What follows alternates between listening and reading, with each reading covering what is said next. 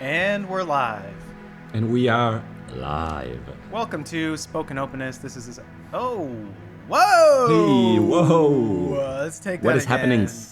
Okay, ready? 3, 2, 1. And we're live. And we are live. Welcome to Spoken Openness. This is episode 35. 35. And we'll start off with a quote here. This is by Paracelsus. And the quote is... Can you repeat that? I've never heard that name in my life before. Paracelsus. Paracelsus. No. Paracelsus. Yep. Whoa. Okay.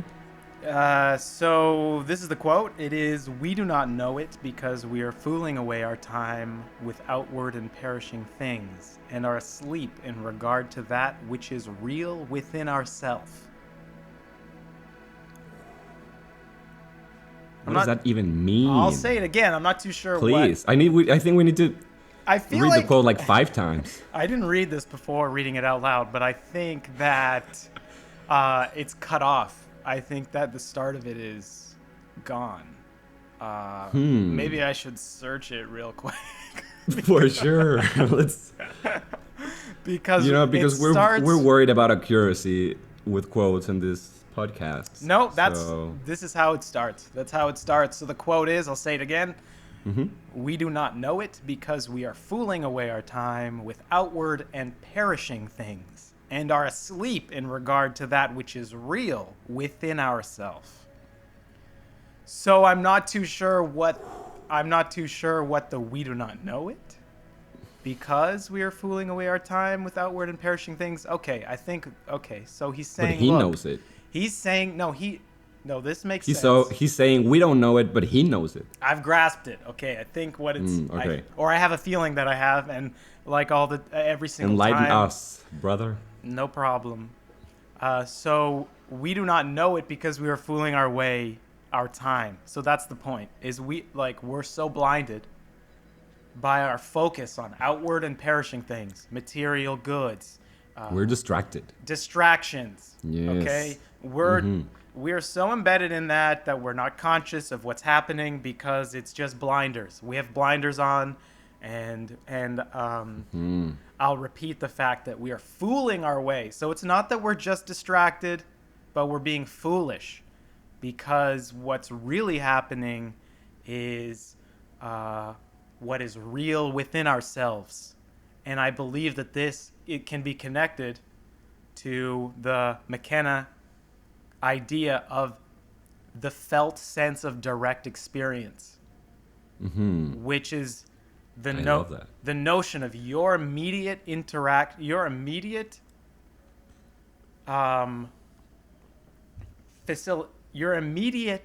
experience with the world, the felt sense of direct experience. Yeah. Or is it the felt presence of direct experience? It's one of the two. The felt presence of direct experience. Yes. Yeah. So we are very much focused and absorbed in external stories created by external creators. And we could be focused on our own real story. Sure. That is happening within ourselves. Sure. That brought me back to a Dostoevsky quote. How can you live and have no story to tell? And I need to say, I see so many people living this way without continuing or working on their great work, their life story. This is an episode 33. They're focused on external stories, other people's plans. Is this episode 33? Is this episode 33 all over again? Talking about the great beyond work. the 33rd degree. Talking about the great work within ourselves. I will say, you mentioned being distracted with stories and concepts that are generated from outside that we're absorbing. But I think that it also counts what you're generating within, but about the outside. It's not just that you're absorbing Yes. outside narrative. You're Totally agree. For You're sure. like when you're embedded in your own kind of like when you're fooling away your time with outward and perishing things, you're generating these narratives. It's not that other people are doing it for you. You're the one creating it. You're saying this is important and I need to focus on this outward thing and this is happening and I need to do this with this and I need to have this and I need to do this with this. So he's suggesting don't look outside. What's real is within. Is that suggestion in the quote? Almost like an advice from a good friend? Well, I think it's implied. He's saying you're fooling it away. So it's kind of like be my guest. Like, but I think if you're focusing on the outward obsession with things, then you are blinded by the felt presence of direct experience. Or it's very much in line with like it's very much in line with like Be Here Now and. You know, it's very much the same kind of vibe of distraction and attachment and pay attention to what's going on within you and, you know, avoid those distractions because they don't mean as much. And I think one of the pieces of evidence for why they don't mean as much within certain traditions is you're not going to take any of that with you. Right. And that's a fact. Yeah. So Although they've got a good point in that although one. you can't argue that you are going to take what's within with you either. So You can't. Yeah. And I guess for most of recent history, we've had a word for everything that happens inside our head, which is imagination. Well, many words, of course, but one that's coming into my stream of consciousness at the moment is imagination, and that makes me think that things that go on inside your hairline, inside your head, are not real. They're your imagination. They're your thoughts. They're your ideas. Yes. And this quote is suggesting the opposite. What you think is real, the 3D physical malleable world, is actually less real than your experience of your consciousness within yourself during deep meditation. This is where it gets squirrely because when you're focus on can we speak today? When you're focusing on outward and perishing things, to quote Paracelsus, those are also thoughts, right? So I don't think it's manifested thoughts. I don't think it's an admission that your thoughts are what's important, because you could have thoughts about outward things or you could have thoughts about inward things. So then, but he's not directly talking about thoughts. He's talking about something within yourself, right? Yes. So is it up to us to... He's also saying out? that we are asleep. He said we are asleep in regard to that which is real within ourselves. We don't know it is there. We don't know our power. We don't know even our nature, our true nature. Yeah. There's a big mystery around that. You know, a really... I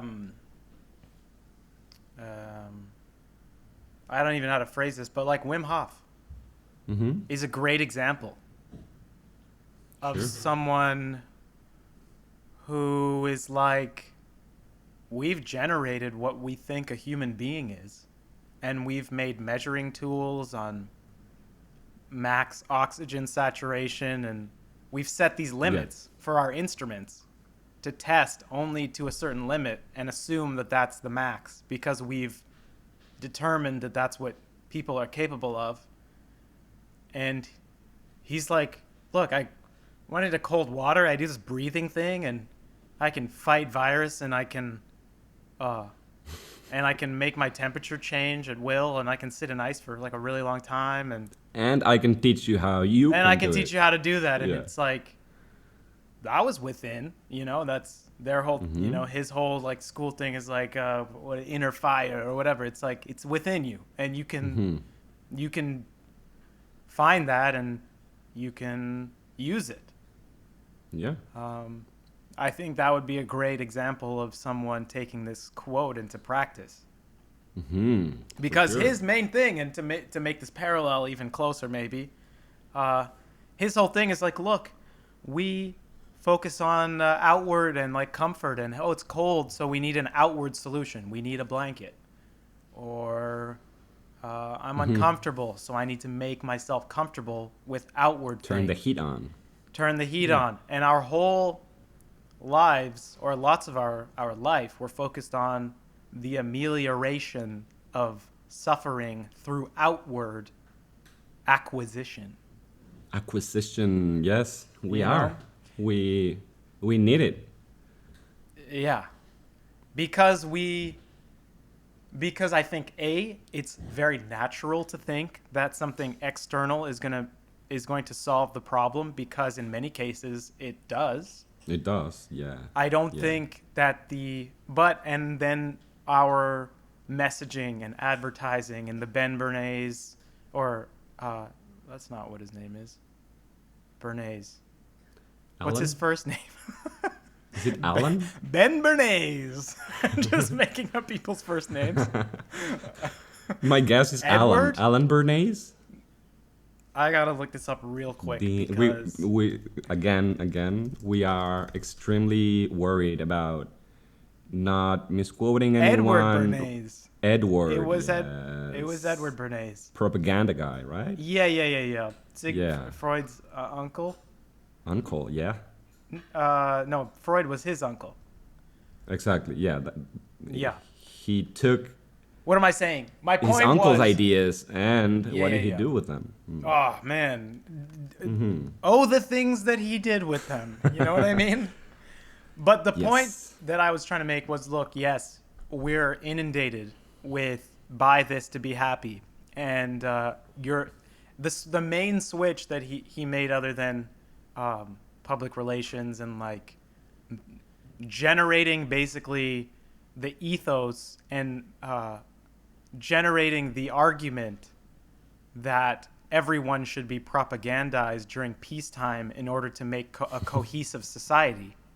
Mm-hmm. That's, one of his main things that he contributed to, say, the political system. But in advertising, Sure. the thing that he did was mainly say, like, oh, you don't need this thing because it's really good. You need this thing because you're unhappy, you don't feel good, and if you Yeah. get this, you're going to be happy, and you're going to be a better person, and people are going to like you more. And so, So yeah, We are- that sounds. so I guess my point Please go was, on. look, there's those two things happening, but I think that often we also discount the natural phenomena that is, of course, our bodies are naturally looking for something external because that's the world we mostly live in. And I don't think that is some false thing that's been created. I think it's definitely been maximized by culture and ideas like Yeah. materialism through advertising. But I think it's only natural to be living in an external way because that's where dangers are. That's where there's so many reasons for why we would be in that space. And I think that Our bio. Yeah. Yes. No. Please finish the thought. the train was going somewhere Okay, else okay, completely. And I'll just Okay, tell okay. you where it was going, and then we can decide. But my mind Nice, was going nice. to linking it towards kind of the Gnostic and early, and like the common element between many early religious traditions, which was like nature is a negative thing, and that we should be striving to elevate our consciousness beyond what is the natural earthly negative thing and towards a more ethereal and consciously enlightened thing. And I think Right. there was some connection my mind made between that and this notion that maybe is natural to be living in the external focused mindset, and then a mindset that is more focused on something less external or It material. might be my best guess is that it might be natural that we as a species are in this process that's very outward directed Yeah. because of course I don't know what I'm saying, but what I'm saying is we're maybe in a very early stage, like a puberty stage, if we're thinking about big picture human species evolution. Maybe we're just teenagers and we're still trying to figure out outside because there's so many things about the mind that we don't really use. Like, for example, dreams. Most people don't talk about their dreams anymore, and they don't Yeah. have that connection that, let's say, ancient societies had, I guess. Did they? Or, I mean, at least, for example, in pre Spanish Mexico, with the Mesoamerican. Mexicas, Mesoamerican, the Aztecs, Yeah. they had a, I mean, they lived both lives fully. It Yeah. was like your external life and your internal life both as valuable. And Yes. I'm sure, I mean, there's many other traditions that really were really working with Many. dreams. Yeah. Buddhists have like the practice of internal light or something like that, Yes. which is Many. basically lucid dreaming. Many like shamanic oriented, And like and these all guys over even achieve Africa, like Aboriginal in waking life Australia. dreaming, right? Yeah. Yeah. Yeah. Like visualization Yeah. while you're awake. Yeah. And just, I mean, just thinking about lucid dreaming, I think we should all be taught that it's a thing and that it's real and that we can use that for our health and well-being. And people are not talking about it. I really think this it, Yeah. There are many specifically things about that. lucid dreaming, that it's gonna slowly get bigger and people are gonna learn how to do it, and it's gonna help so many people in Yeah. the I next mean, 100 years or so. the unfortunate thing is the motivation for school is not how to make you a healthy person and how to be a very well-rounded, healthy, and Oof, we balanced talk about the person. education system. But before we go there, I'm not trying to go there. I'm just Okay, okay. mentioning that. But you made a few claims that I wanted to go back on, and I'm already forgetting how we got there. Oh, The dream claim. you made a claim that, oh, we're in a early infancy of purity or something like that. But we've always been there and we'll always be there. We're because we can What? never not confront the external world. That's a part of being a human being. And our entire evolutionary past is our negotiation with the outside through mediated through the inside, but you can never completely ignore the external because for the most of human Right, I history agree. it was trying to kill you. Yeah, but I'm not, I And wasn't claiming that we should all be dreaming instead of living okay, but my existence. point was I think that this notion of wanting to elevate ourselves from a nature oriented like being on earth with lower thoughts and more instinctual thoughts, that's been a common trend in human history. um, I think that because Especially since most people haven't figured out shelter, food. yeah, and so much of like the like earth and nature is associated with like all kinds of unbelievably positive and beautiful and birthing and renewal and imagery. But especially in like spiritual traditions, it's the earth has often been seen as like a negative thing, something that's making you want to be more instinctual and immediate gratification and manipulative and associated with Sure. disease and Absolutely, yeah. all kinds of things like that. But what I don't vibe with is will always be there. I want to question you on that one. Why do you think that we've always Always been there, be will always there. be there? Always be. What do you mean by always be there? I don't understand what that means. You said that if we're in an infancy stage as a species, we've always been there and will always be there. No, I don't agree that we're in an infancy stage. You said if that's the case, we've always been there. No? No, I don't agree with the No. idea that we're in an infancy stage. I'm saying that we have consistently been human and we're still human, and part of being human is our negotiation with the external. And Got it. that will literally never go away because we live. Sure, it won't. It won't. Yeah. Yeah, that's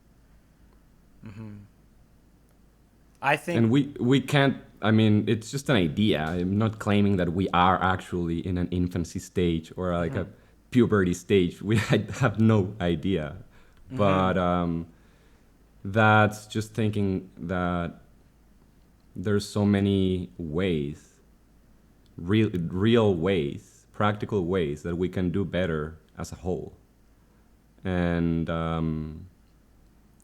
we could, yeah. but we are very much involved and focused on external things. Okay, but hold on. I don't buy this dichotomy. I don't think it's a No? correct dichotomy. I don't think The, we should going stop. back to the quote, Yeah, I mean, in that sense, focusing and obsessing over the material world and things that quote unquote will perish, I agree, is a distraction from something that's real and internal. But I don't. But I made the connection between those two things, between that and with a commonality in many spiritual and religious and human history concepts of wanting to separate oneself with having to with like the negative aspects of a nature or being associated with nature.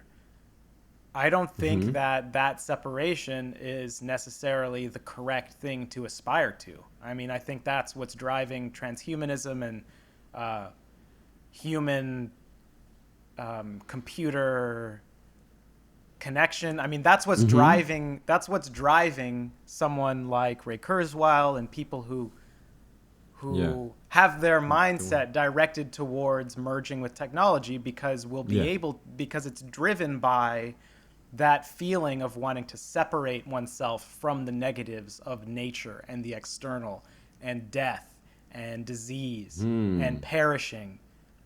And I don't buy that that's better. I don't buy that separating from that is the answer to anything. But And do you think the author of the quote is suggesting that we should? No, I think that I think I associated this concept with that notion, and I think they are related. But I don't want to conflate the two things because I don't think that's kind of what Paracelsus is talking about. He's not talking about AI merging. But I do think that it may be influenced by, like, I think the idea of wanting to, like, don't worry about the external material possessions. They'll all go away. It's about what's inside in your thoughts and connecting with what's, By the way, I don't think he's like we can get into that, but I don't think he's talking about inside your mind, your thoughts. But let's. I don't want to cut you off. Please go on. No, sorry, I'm rambling. But I think that the sort of the zeitgeist that generated a quote like this was coming from that impulse of wanting to elevate yourself from the negatives of the external world and nature and possessions, and I think that there's definitely some sort of connection there. But I don't think so too. I think because what I ultimately think he's actually referring to, although I don't know the context of the quote, is the soul. That was my first instinct. I went with more mind-oriented pursuit. Because you were talking about thoughts before. Yeah. But now going back, my first instinct was he's talking about the soul or spirit or what's within you from a spiritual perspective that's not biological. It's not. Why do you It's not think he's biological. thinking that? I think that I'm biased to to put that on him to read it that way. Sure. And no one has the answer to that or a factual, proof that there's such a thing as an immortal essence source within you. People can claim that they've experienced that through near-death experiences or psychedelic or meditation or Sure. or fasting, but that's someone's experience. And I mean, I'm not saying testimony is not something we should look into, but no one can be like, hey, here's proof that we have soul. But what I think he's saying is there's the external physical nature, biological, and then there's the consciousness, spiritual source, energy that generates the material world. And so I don't know, he may be Okay, here's my talking about question. that. Is the thing within you that is observing and focusing and obsessing over the external world the same thing that could be paying attention to, observing, and considering, quote unquote, what is real within you, like something, say, if the soul existed, something like the soul? Is that thing that's observing either the outside external or that internal, quote unquote, real soul thing, is that the same thing? The conscious seat of awareness, is that thing the same? Because then isn't that the What? same place, just focusing? Doesn't that, What happens if it's the same? I feel like something happens. I've kind of lost what happens, but something, it means something. So is the observer the consciousness that's allowing observation? Are you trying to distinct between ego and everything that constructs personality identity?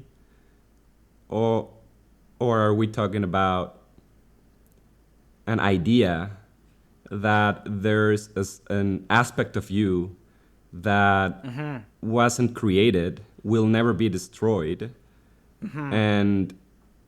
and is beyond biological, physical manifestation? Yep. And if you read the fine print in Paracelsus, this is exactly what he's talking about. He's talking about an immortal soul. I like taking this quote and then kind of like doing our own thing with it and pretending I've that. already destroyed it like 3 times. But Yeah. what happens? So basically, in this framework, it's saying, look, that same seat of awareness can look outside and be focused and distracted, quote unquote, or you can look inside to what's quote unquote real, and that will imply that you've woken up because you were asleep if you're focusing on the external things, which means that the outside world, it implies that the outside world is not real in a sense because you're asleep, and that's associated with dream. And even though in many places dream is considered just as real, in this metaphor, I think it's used to imply that the outside is you're asleep, and that means that it's not as valuable or real. And what's real is something deeper that you have within you that you could focus on with that same seat of awareness that is focusing on something outside or inside, but that's still the thing that can look at stuff. The thing within you that can look at stuff. And Yeah. And it might even attempt to claim that that thing is actually what is co-creating the external world in like a coordinated, what am I trying to say? Yeah, I don't know. If we're all, I guess I'm trying to figure out dichotomy here. Are we all living in a space that we're all habitating? Just we're just using space in Earth on Earth, or are we sort of co-creating our reality through language and interaction? Both. And both, yes. I don't know why I wanted to make a distinction. And it has nowhere to go. This has nowhere to go. So, can you help me take a step back? I wish we could speak to Paracelsus. I wish, man. Maybe we can. Do you believe in remote viewing? Wouldn't that? I mean, we couldn't do that with remote viewing. We'd have to use something else. I think it would be a maybe different, remote viewing in contemplating the multiverse, and contemplating time is an illusion, and contemplating his biological body died, but if we were going back, if we were doing something like that, maybe would it be more astral travel, or is that the same thing? Well, people claim that astral travel and lucid dreaming and visuals in meditation, they're all remote viewing. I have no idea why. So you think that all falls under the umbrella of remote viewing? I don't, but I've read that people claiming that, and it could be that remote viewing is a bigger umbrella. But did you read those studies that they did, the experiments that were paid for by the U.S. like military stuff at the university? I forget what university. I didn't go into the studies, but it was related to those. And they had this one guy who they were like, we need you to look at this building or something, or this, we need you to find this. They had a picture of a gas station or something. I forget what it was. And ended up he gave them coordinates. And it turns out like there was a gas station there, but it burned down. And he like nailed someplace. Yeah. Whoa. I don't discard those things. I mean, the mind is powerful, and I mean, I do think there's a reason why most people aren't really aware how powerful the mind is.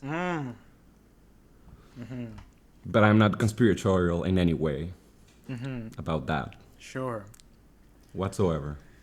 So we talked about the outside world, we talked about the inside world, we talked about thoughts, we talked about ideas. All right, what's real? If it's the same soul. If it's the same part of you that's looking outside, then what's the difference between that same thing looking inside or outside? It's all just looking around. If it's just you looking around, what's the point? Like, why focus on somewhere? Because maybe this is what Paracelsus is saying, something within you is actually more real, and that it means something more. And if you're focused on some things that will quote unquote perish, maybe it implies that something that's inside that's real will not perish. And that would be more valuable to pay attention to, because if it does not perish, then it, well, in a sense that actually now I'm getting confused, but if something perishes, then in some sense it's more valuable because it is temporary. But that's kind of confused me, and now I was trying to wrap up, and now I feel confused about the notion of value in terms of where to focus your attention, if something will perish and something won't perish. If something will perish, then that's more valuable. Well, yeah, I mean, but anyways, I just wanted to bring forth something that came into my third eye. Whoa! At the moment, a vision I'm receiving. No, third eye alert. I'm just remembering about Rick Strassman's experiments with DMT clinical trials. Sure. This was an actual scientific study that this guy got permission to do. Yep. No one knows why, but it's very interesting to see why they shut it down. People know why. Yeah. Why I does mean, nobody of know course. why? But I mean, There's literally an abstract and a reason and funding. You can read it. he was the guy to do the research for Sure. sure. Yeah. But he was what I wanted to say. He was the only guy doing that kind of research. I Yeah. mean, pretty sketchy research for sure. No one had done that before, as far as I'm concerned. But what I'm trying to say is I believe the reason they stopped it was because most people doing the research, and especially Mr. Strassman, were a little bit freaked out that most of the testimonies, people were saying that their experiences were more real than reality, and that was a thing that was repeating. I don't know. There's a Yeah. word for repeat things that repeat themselves, like If I help remember me out. correctly, Yeah. I don't think that was like, I don't actually know if they cut it short. I think he didn't want to continue the research. Like, I think they didn't want to do Stopped it. like round of research Hmm. because of the profound Like we've had enough. experiences. Yeah, or just like this seems too profound in effect Mm-hmm. in its effect through a series of things, not just it's more real, but also just everything that people were confronted with, and just the unbelievably psychological the unbelievable psychological weight of the whole thing was definitely definitely shook Strassman, I think, from reading his book. But yeah, Yeah. but and that's a whole other thing, I think, than what I don't think Paracelsus was discussing No, he that wasn't talking about concept. that. But We took it way too far, um as we usually do. yeah, I don't really. That's we can wrap up there. Yeah. I'm not too Yeah. sure. I don't think we think should be too obsessed with things that will perish. I think that we're a little bit obsessed with that these days. But I also think that we've always been, to some sense, in this idea that we're specially materialistic. I don't know how true that is, or how. We have only an idea to compare ourselves with, just Yeah. a utopia Yes. of comparison. And Yes. so And we that's, yeah, sensationalize and romanticize for sure. what we believe is the natural, tribal, Yes.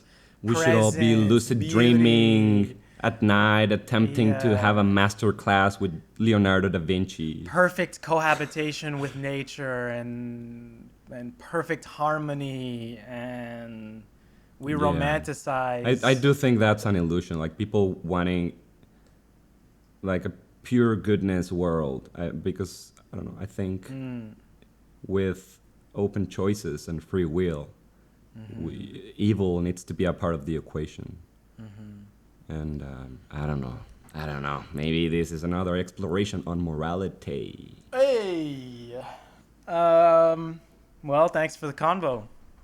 Likewise. And Always I down. guess we will end it there. And I guess so. All right. See you in the on next one. 36. For sure. Sounds good. All right. Peace out. Peace.